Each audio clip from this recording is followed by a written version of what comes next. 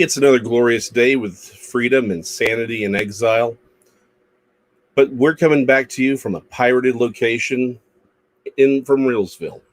Not playing politics. I'm Alexander Keaton. Nick, how you doing, man? I'm still trying to digest your intro.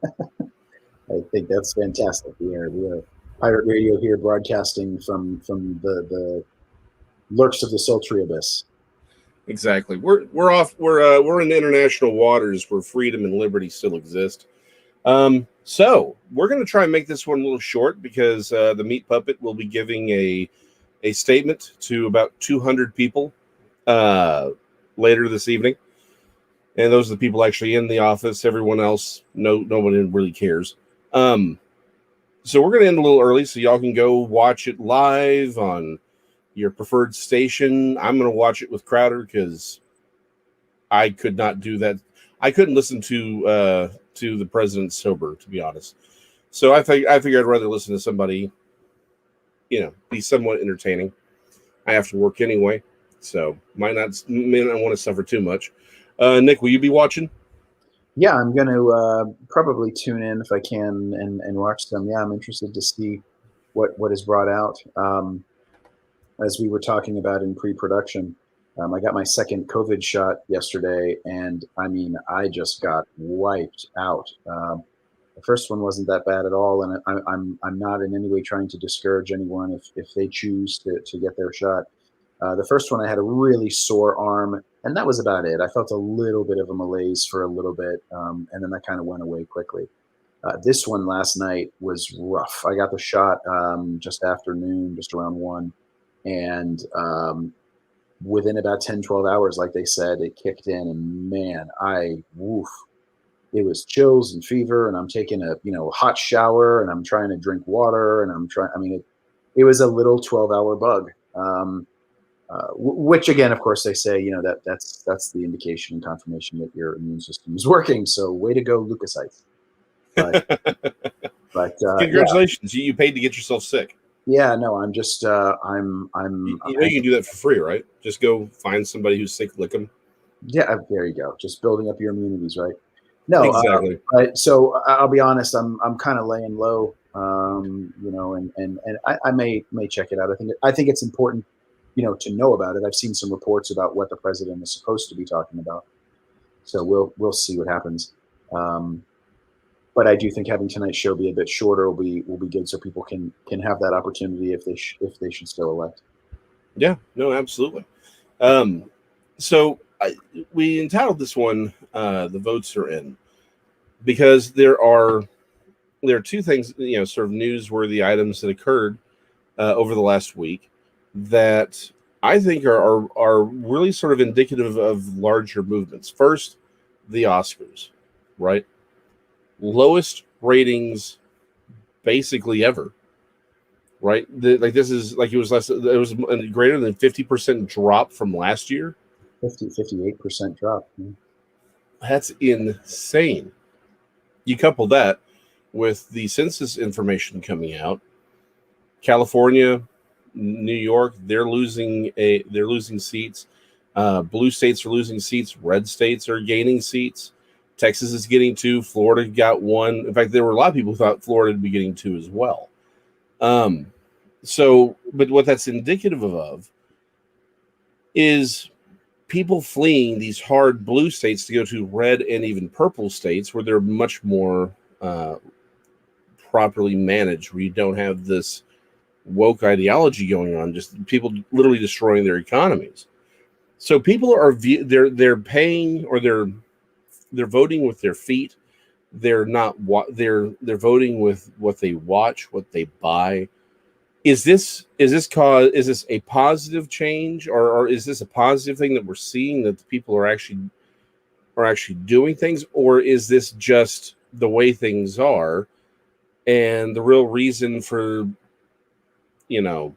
people not watching the Oscars is that movies suck and everyone leaving basically death camps that are New York and LA for someplace more hospitable, but they're bringing their same liberal ideologies with them. Is Is this a good thing or is it a bad thing? Is it a bit of both? What do you think, Nick?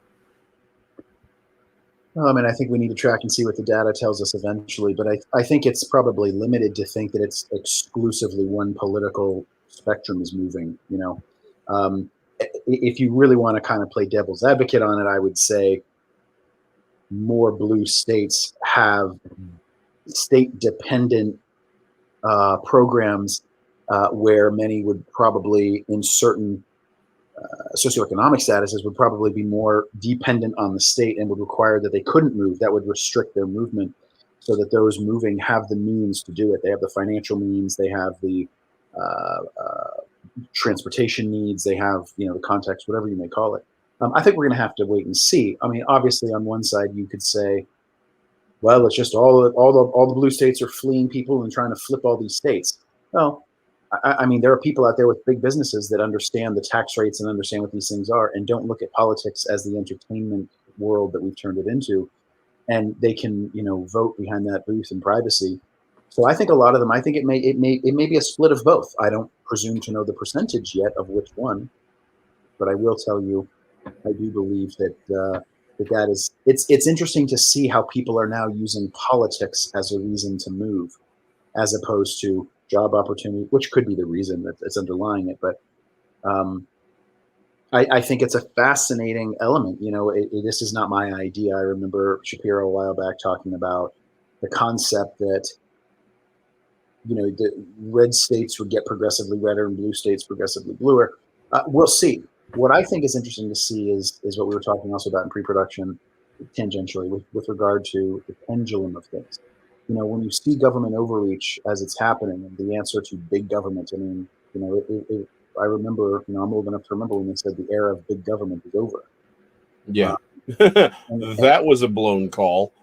And here we are. But what I'm getting at is what you're seeing is the states are now stepping in and doing things, because let's not forget we are the United States of America, and thanks to the 10th Amendment to the Constitution, there's that fundamental federalism argument, right? So I think you're starting to see the states step up and do things. So we'll see what happens. I see what A. Salty's writing with regard to, if this is going to be nothing more than a laundry list of taxes on people. And that's all that I've been able to really uncover is let's go after let's go after people that are making money. Let's go after people that have, whether you're getting taxable income based off of your investments and whatnot. Yeah. I mean, tax and spend is definitely one way to look at it. I think when you see the topics that the left is embracing, defunding police, open borders, restricting of funding, and decreasing of the security on the international stage with regard to just what you're seeing. I mean, just call it what it is, what you're seeing.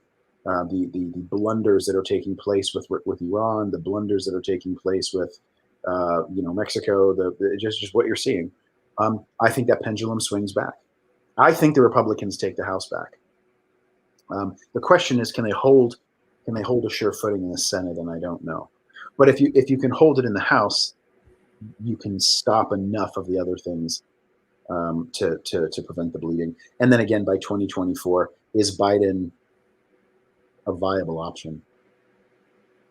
And my answer is I don't think he is. I don't think he No. does. I think the Republicans could take the White House back in 2024. I don't know that I'm that optimistic yet. I'd like to see how 2022 goes. Yeah, I'm not saying they're going to. I'm just saying that. Yeah, I know. At this point, I'm not even. The soil is fertile enough because there's so much instability there. Well, I agree with what Shapiro said, which I think he said this last month at a congressional sort of get together thing. He said if y'all don't win 2022 and 2024 straight the way things are going, then you all deserve to lose your jobs. Yeah, no, I mean there is just no better time for Republicans and conservatives to stand up, because those are two different things, and really make this happen. But let's be honest, historically speaking, there has been no party that can snatch defeat from the jaws of victory like the Republicans. Yeah, I think that when we see the stories that are coming out, again, the weaponization of the Department of Justice and all these things, they're raiding Rudy's house. Let's see what that story unfolds. If they're saying that it's a matter of, disclosures, again, you have to point the finger at yourself, right? And say, what's going on with John Kerry? Um, I really just feel like we're in a position. Um, we have to get back to the foundation of law, and not law that makes us feel good. Law that's based on factual evidence and the universal application. You've seen several shootings recently, and it's the stories that are in the news, right? And it's all about these police officers releasing their footage, and okay, that's Yeah. fine. I mean, I'm all about the open transparency about that, at the appropriate time to make sure that there's no violations of privacy or whatever's going on. But you can just see the weaponization of it in the media, and you've got these attorneys coming out saying, "Well, this is this horrible thing," and then you see the footage, and you're like, "Well, wait a minute, did this person have a weapon? Did this person?" And I mean, any case, I'm not even trying to be specific, but you get someone who comes out and is like, "This was purely racially driven. This was entirely done for this," because it is it's kindling, right? Even Keith Ellison, the Attorney General of Minnesota, came out and said, "I don't think there was any racial elements of this trial with regard to Chauvin," but it's there in the news, and you see it, and so all these stories that just start breaking and breaking and breaking, and then there's this feeling of like, well, we have to apply the law and correct it for all these biases, like racial biases or so. And again, I think the beauty of law is that it gets rid of those things naturally, or the hope is that it should. I mean, that's the hope. That's why Lady Justice is wearing a blindfold. I But mean, is she anymore? I mean, let's be honest. Like, I think well, is there not a difference between the ideal and the real? sure. But I mean, okay, sure. You could take that back to Julius Caesar and Nebuchadnezzar, and Well, I don't think we need to take it that far back. But the simple fact of the matter is, well, I think we do. It's, it, it's man. I think man. I think yeah. I mean, I think our faith teaches us that, right? Man is flawed and fallen. No one says that these things are perfect, but I think some of them are better than others. I think a blind justice no, absolutely no. is In our live in system a is. racially charged environment that you don't get the result you want, so change the foundation. And I don't, whether it's race or sex or socioeconomic status or this. At the end of the day, if someone, I mean, when you see things that happen where it's like, well, why do certain news stories get picked up? Well, because as we've talked about on the show many times, it feeds a narrative. If that narrative is not fed or sustained, it's just dropped. That's just as much an editorial decision as anything. No. So again, but let's take a step back here. I agree with all of that. My point though is we have, again, I'm not complaining about the system, except save for the fact that even the ideal that it is blind is gone. It's just flat out gone right now. And again, not. I mean, let's forget about Chauvin, whatever. Again, let's look at Rudy. Let's look. We've seen the weaponization of the FBI for the last 4 years, and other judicial and other judicial activism going back even further than that. It's continuing now. Our justice system, Lady Liberty ain't just not blind. She got bought off, or Lady Justice. She's, I mean, straight up bought off. So how this just goes back to how in the world are we supposed to fight the FBI, the DOJ, and forget the deep dark stuff. I mean, the FBI and the DOJ straight up are anti-American now. They're not going after the people who. Do you think John Kerry is going to get perp walked for literally betraying our allies to our enemies? I mean, honestly, just tell me, do you genuinely think that John effing Kerry, is going to be perp walked for what he's done, and probably the people he's gotten killed? Well, but we can't surrender. I think the biggest sacrifice that's made is that what they do is you create a system that's chaotic and confusing, and then you dissuade people from participating in that system. And I'll give you two examples. One is the voting system in America. You discourage people by creating an absolutely chaotic narrative and overload them constantly. And the other one is like trying to program the clock on your VCR. you just make it so hard that finally you just cut a piece of electrical tape, and then just cover over the flashing 12. And so I think that when you look at the end goal, it's to discourage participation. It's to undermine and say, well, what's the purpose? I don't have faith in the system. But how do we participate? I mean, that's what I'm saying. Like the problem is by voting. So here in Austin, we just recently had several propositions. One in particular is a vote to recriminalize open camping, because what started to happen is there was this. Austin has an overwhelmingly left-leaning city council.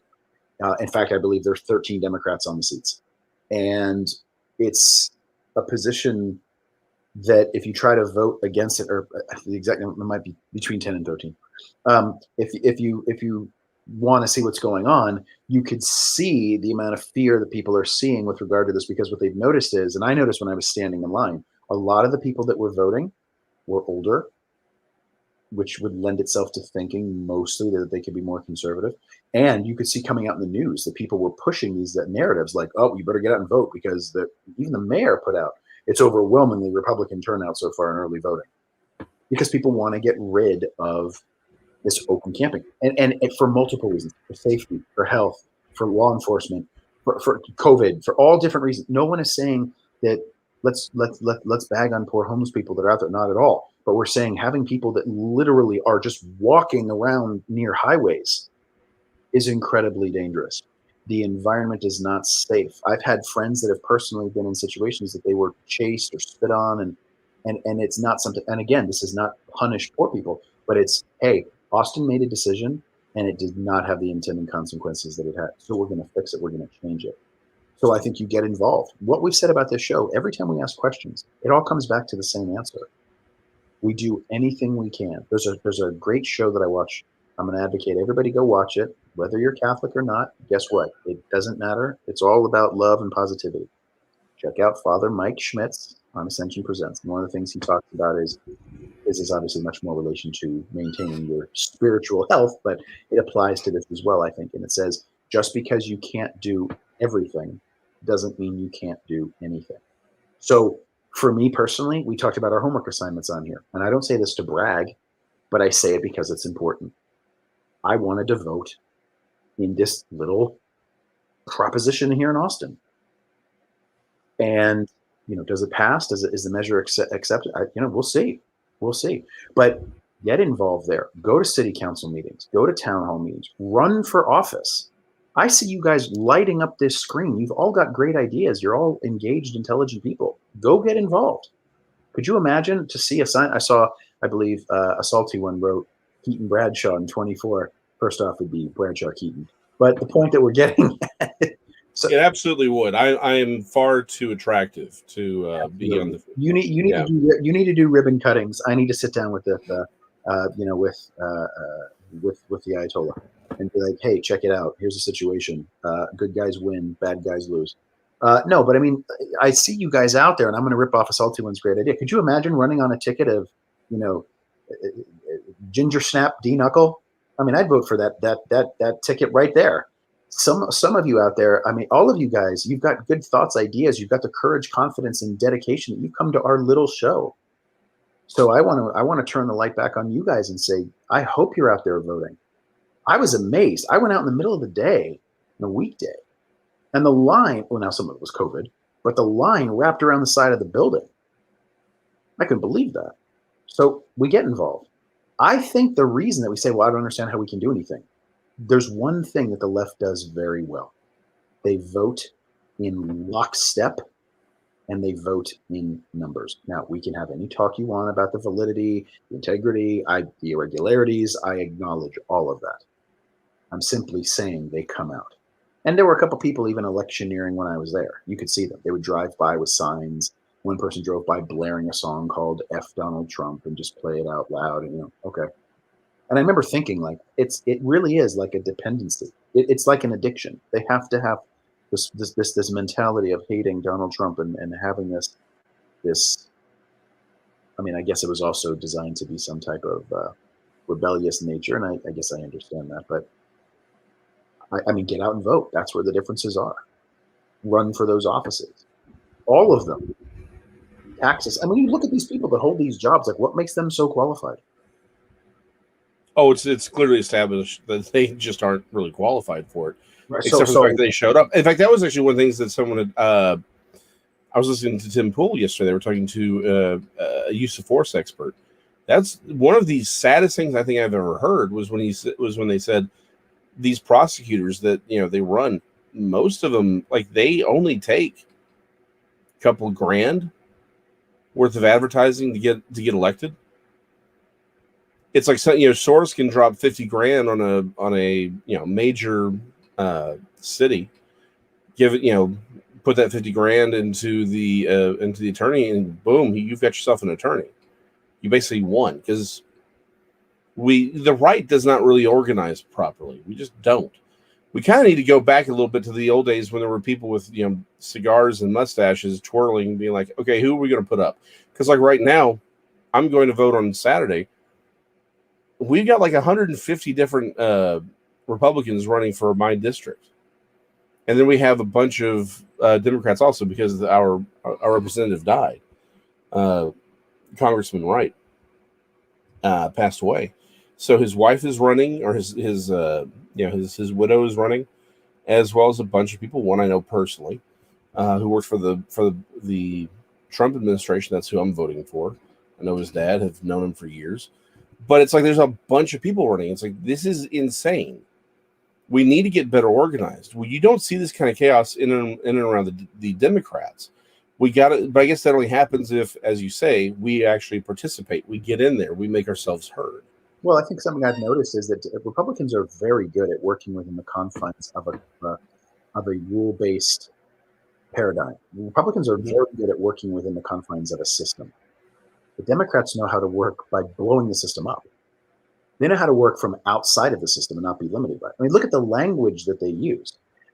2 years ago, 5 years ago, if someone would have said something like defund and dismantle the police, I mean, that sounds like something from the movie Blade Runner.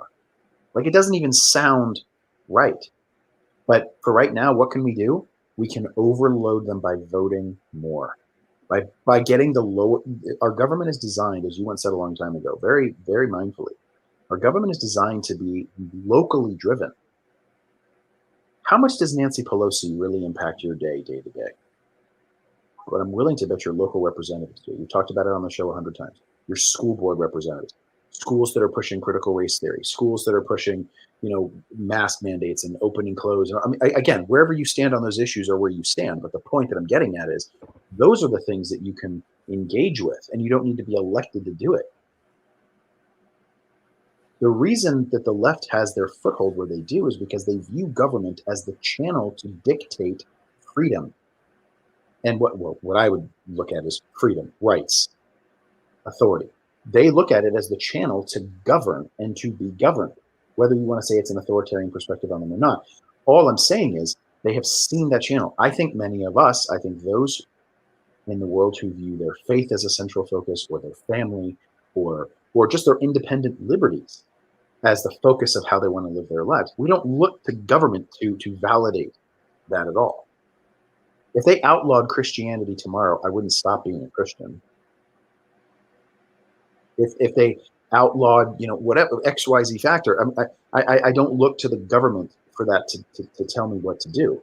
In certain capacities, I believe that I do, when I want to be obviously mindful, lawful, and in accordance with the expectations of being a good citizen of our country. But I don't sit back and go, I wonder what my local District 21 representative is going to tell me to do on this. And I think that we have to create the fact that we need to learn how to use our voice. And I mean physically use our voice. I mean physically talk. Because I don't know that we deliver those messages. I think we have thought out ideas. Who did I see over here before? So Cheese Freak, congratulations. I support and respect that. Absolutely. I mean, stood in line for an hour and a half. I mean, yeah, and that's what it takes. That is service.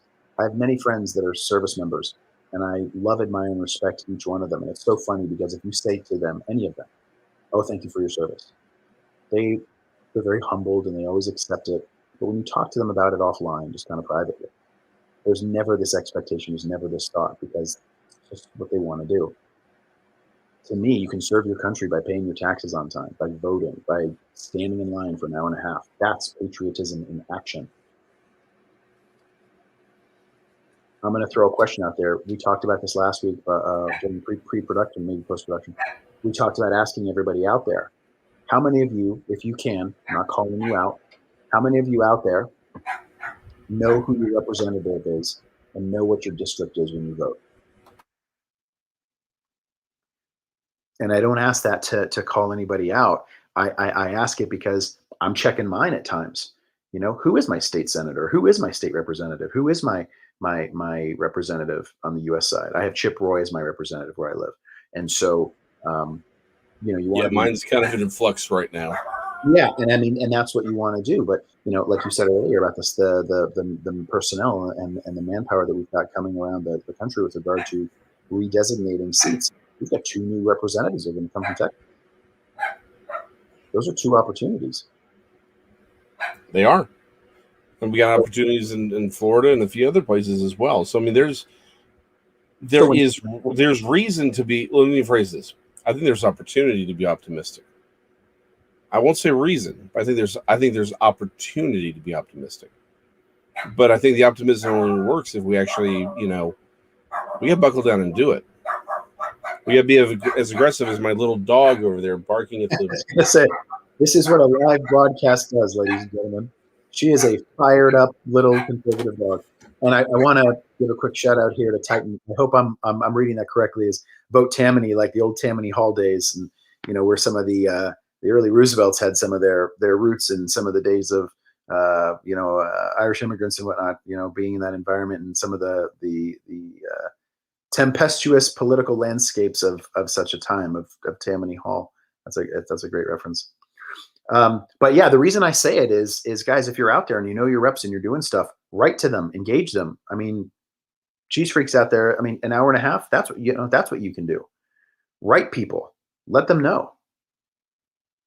We have the ease of the internet for contacting. And I'm not here to lecture anybody. I don't have that right. I don't have that authority. And I certainly wouldn't ever lean into you guys to do that. What I would say is, if you've got the commitment that you guys have shown us and we so graciously and humbly accept and appreciate to be a part of our show, and we consider you as part of this show, all of you, let's take this show to the streets. Let's take it to action. Let's do that. I think that the proposition that we voted for could possibly change things here in Austin. It's bad. I'm not sure how many of you have made your way through Austin recently, but it is bad. I mean, highways look like tent cities everywhere. And it's really, really, really bad. And it happened very, very quickly. So you've got to stop it immediately before it gets settled in.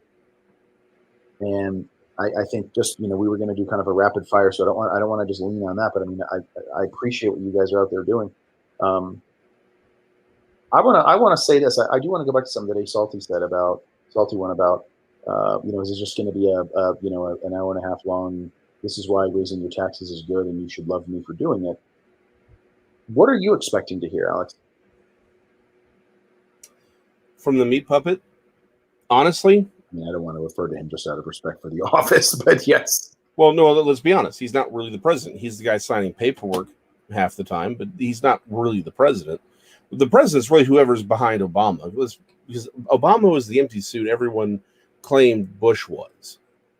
Right? He was they're taking orders, just Biden more so than others. I think we'll get more of the same empty platitudes that don't mean anything. He'll talk about how racist America is. He'll talk about how we need to raise taxes on everything that breathes.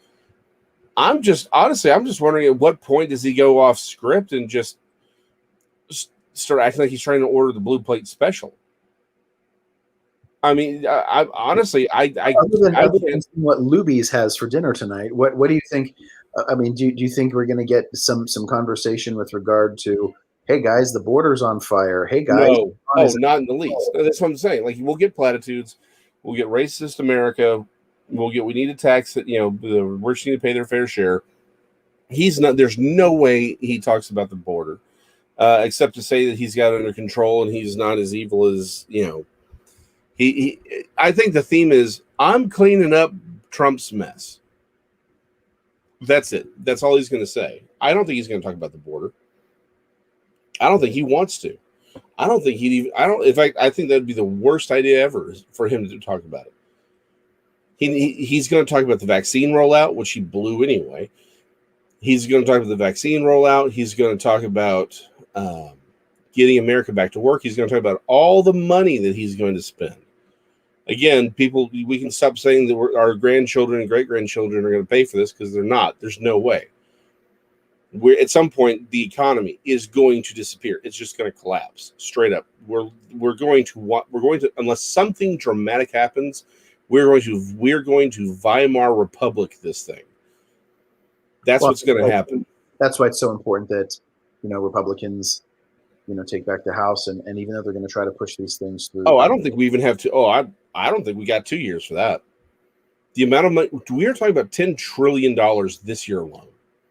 We're already over 30 trillion as far as national debt. Do you honestly think the world is going to look at us and say, "Yeah, you just spent $10 trillion that didn't exist"? That's cool. I mean, honestly, the way China's going, no. If this goes another 2 years, that would be the most insane thing ever.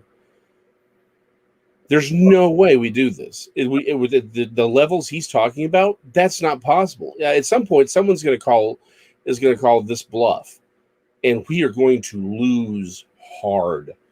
Well, that's why we need to find a way. I mean, if he's going to try to ram this through on reconciliation, he's going to need to get everybody there, and that's why you've already got somebody like Manchin coming out saying if there's no bipartisan support whatsoever, then you can't just push these things through. One of his 3 bills, he's got 3 bills totaling $6.35 trillion. One of them's already passed. That was the supposed COVID relief bill, and I say supposed only because such a small percentage of that actually went directly to that. But not to mention we had money in reserve that we could have utilized before. But I think something that Titan wrote here, I want to draw to that, and I think it's interesting to see because it's simple when I think from a conservative perspective, and wherever you identify or fall on it, just as a person, just as Alex or Nick or whoever, the concept of, by nature, most of us just want to, I like the line, live and let live, right? And now we owe royalties both to Titan and to Paul McCartney and Guns N' Roses. But we have, to get through and get, as he says, we have to get organized and mobilized. I think the one word that stands out there to me above all other words is mobilized. Because I think that Republicans can organize. I think they can be very structured. And conservatives can communicate that within what we're trying to do here. But we have to be able to mobilize it. We have to be able to deploy it, to push it out, and to get it out into the mainstream. So again, the question becomes, you don't feel that he's going to speak about anything of substance tonight. Okay. What would be something, take all the politics out of it, as a citizen of the United States, what would be something you would like for him to talk about?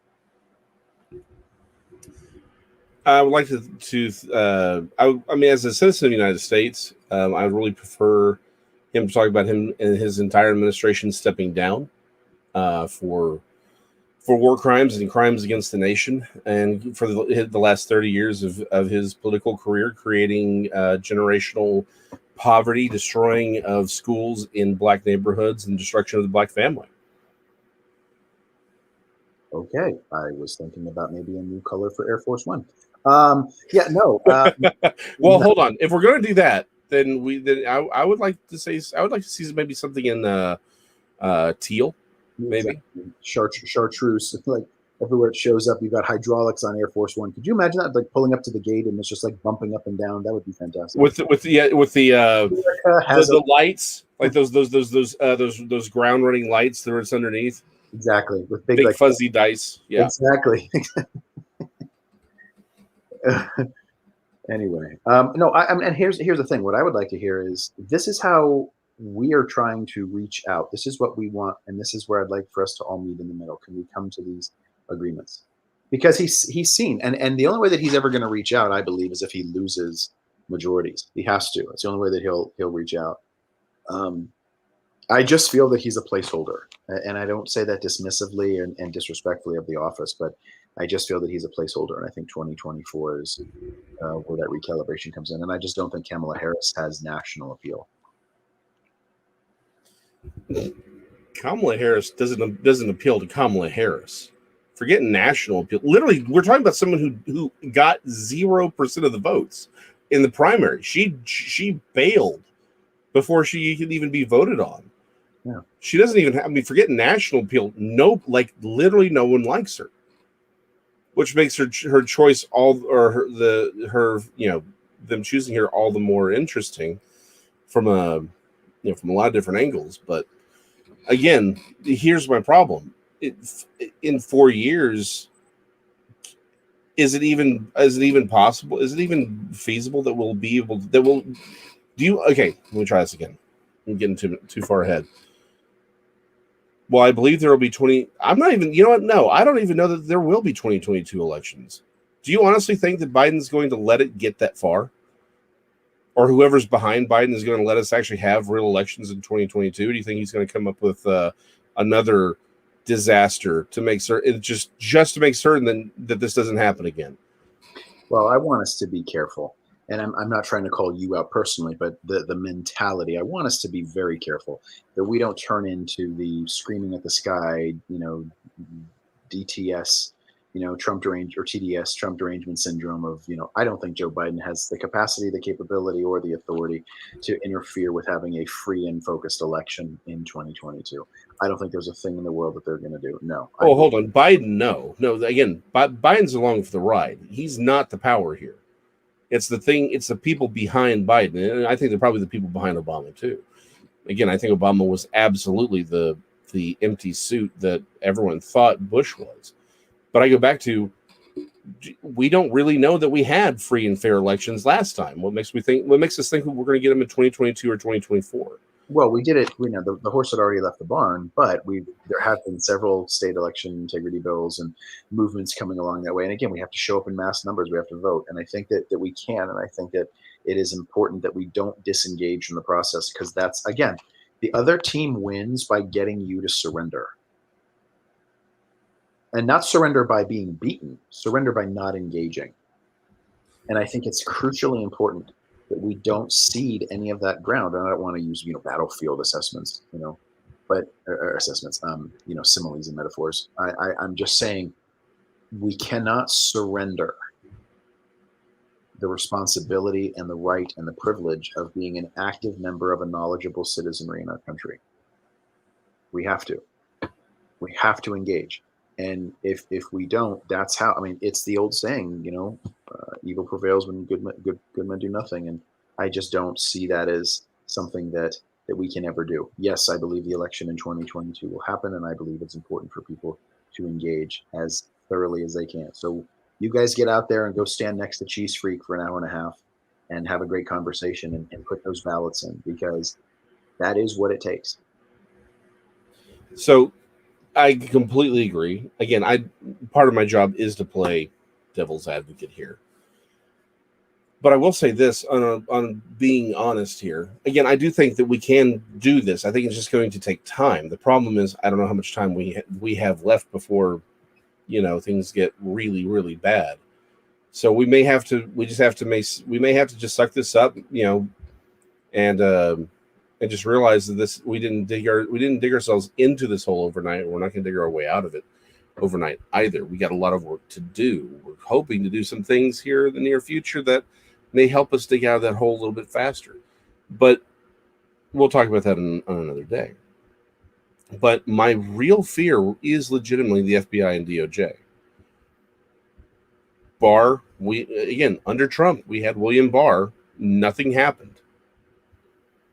Not one person who lied to the courts to perpetuate the fraud that was Russiagate. No one's going to jail. One person that no one had heard of went to jail, and even then it was like, well, you're going to go to light jail, and we all know he's not really going. So it goes back to, if we could have William Barr under Trump, and the FBI is still and the DOJ has still been bought off.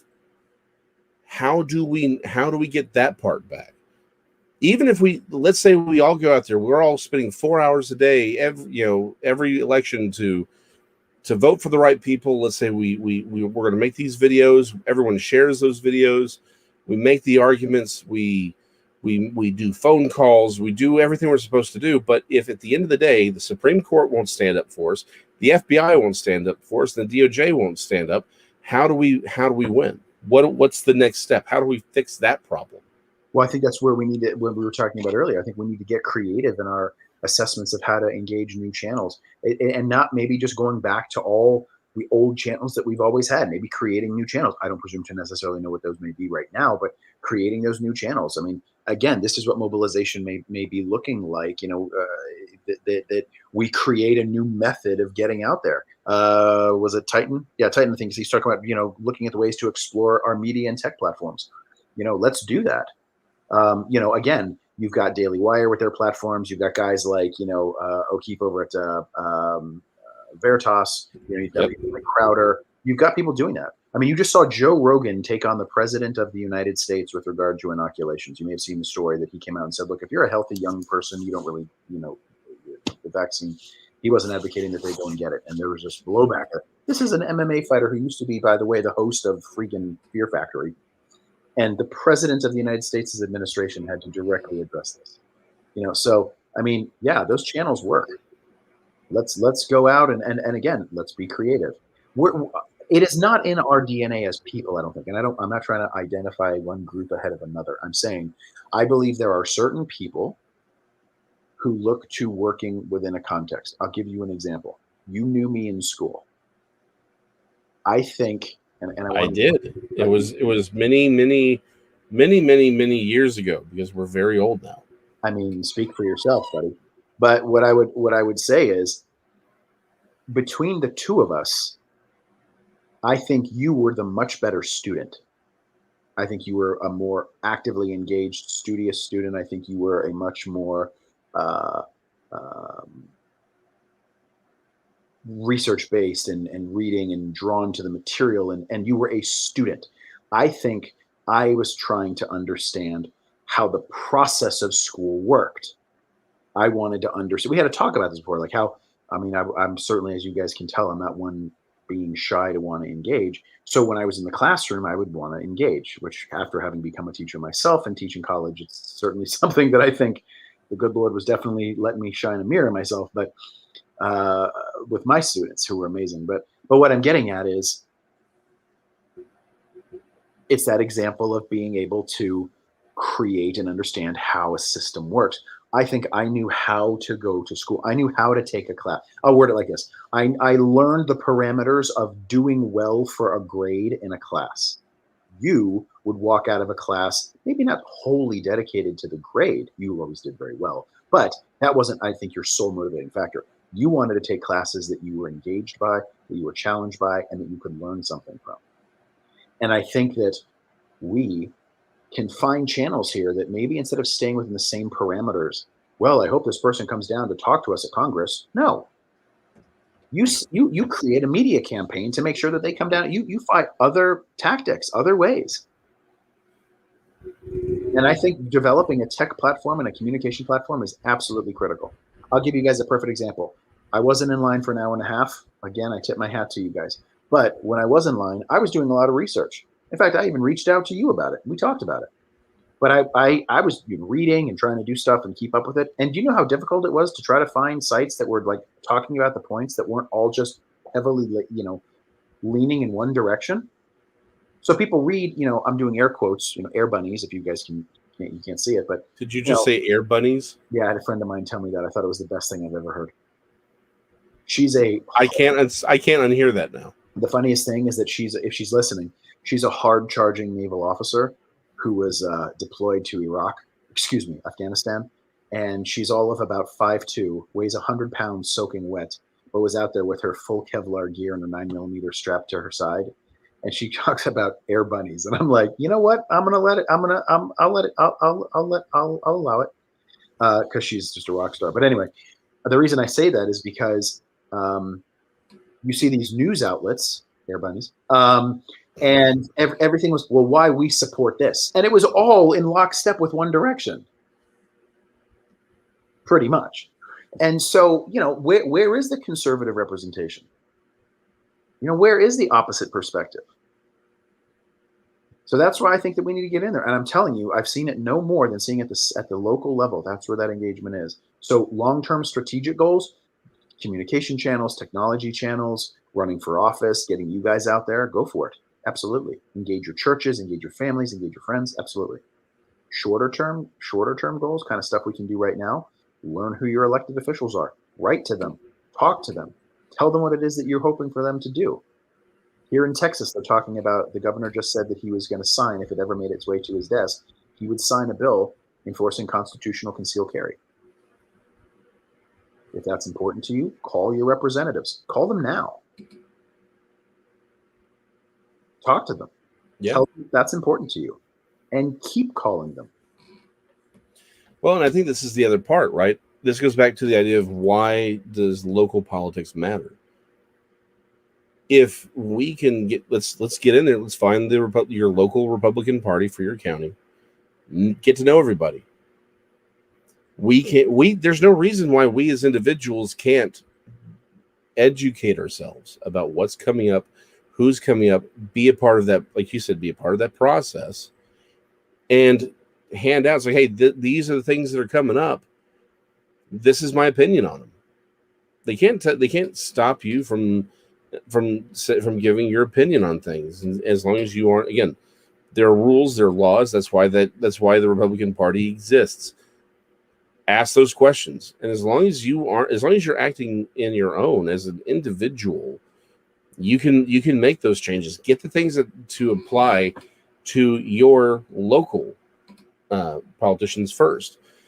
If we're going to take power back from Washington, it's only going to come if we have a strong state and local setup. Everyone has to be a part of this revolution. It has to happen on the local level first. Then we build out. It's going to take time, but it's time that can be dedicated to it. And that's the part that I think we want to focus on here, kind of streamlining our process and coming upon a tangible and recognizable objective. And that is to recapture the influence and the power, quite honestly, of your electorate at the state and local level. That balance of power has to be recalibrated, and it comes from that perspective coming from Washington, which Washington is driving for a centralized, federalized level of government. We want to have a localized, a personal. There's an absolute necessary for a federal government, necessity. I believe that, and I believe that it can do certain things that impact our society and can be used for good. But I believe that keeping it on the local level is where that engagement is the most tangible to us. People always say, well, I don't have $6 million, $10 million, or $20 million to run for a Senate seat. You don't have to be a senator. You can make a difference in your community by organizing, by mobilizing, and by doing it. I think by engagement of your local representatives' offices, city council meetings, get out there and run for it. I think it's important that we maintain engagement. And I think, to your point, it needs to be something that focuses on getting that power. I don't ever want this to ever seem like we are ever directing people against fellow countrymen. That's not my perspective at all, ever. It never has been, and it never will be. If we have an us versus them, then we've already lost, because our country would be bifurcated, be split. That's not what we're going for. We're going for a more fair and equal distribution. And by the way, those words don't belong to the left. We're going for a more fair and equal distribution of representation and power, and I mean power in the sense of engagement and access to your voice being heard at the local level. And I think that's the channel that we can do it. Be the one to be elected in those communities. Be the one to run for state office. And I mean this to all of you guys. I'm thinking about it. I actually called the Texas GOP. Well, I sent an email actually, but I'm planning to pursue that path a little more, and I'm looking forward to that. I don't say that to brag at all. I say it so that I just want to learn, because I realized I don't think that I know enough about it. I should, and so I'm trying to activate that. So let's keep sharing. Let's keep getting engaged. Because I think that when I read so many of the things that you guys, I know that Alex and I go when we look at your comments. You guys we're sharing these values. This is I don't think that we are these rebel outcasts. I think our ideas are very much aligned, and I don't think that we're the only ones that believe this. We're not. Now that being said, we better get off here pretty quick because otherwise we're not gonna have time to pop the popcorn for instead of the drinking game. Exactly, and I'm not going to lie, I am probably going to pass out in the next 10 minutes. That's before drinking. And then just this second shot. I hope you guys are safe. If you do elect to get your shot, it's not the same experience for everybody, of course, but just I'm trying to provide real time reporting here. I got the Moderna shot, and the first one was not that big of a deal. I got the shot in my right arm the first time, and the second shot was in my right arm as well. And it was a pretty within a couple hours, it was a pretty substantial pain of soreness, and I mean, it was definitely legit. I mean, there was no hesitation. But the second shot, I will tell you, was substantially a different reaction. So just a heads up, don't want to discourage anybody, but having some information may inform your decision to be prepared should you have that experience. Well, on that note, everyone, we will see you in a week. Hopefully, things don't burn down while we're out. No, guys, keep the faith. Thank you all so much for tuning in. We appreciate you. God bless. Be safe. And thank you so much for choosing to spend your time with us. We really appreciate you.